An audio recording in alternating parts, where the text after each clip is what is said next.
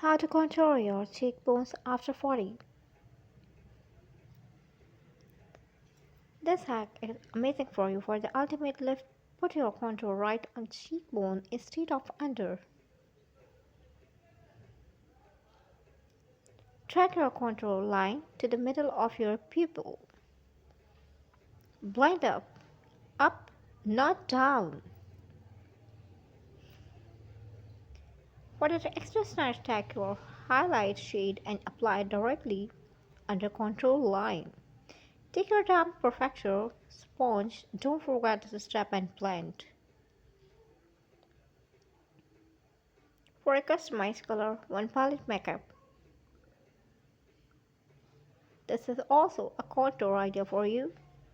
This one is also an amazing idea for the contour. This is foundation highlight.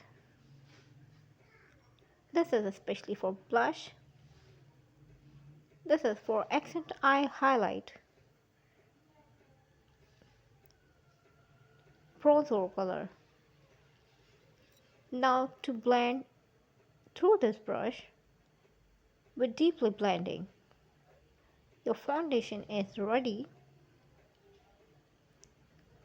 Comment in the comment section for me to build your palette.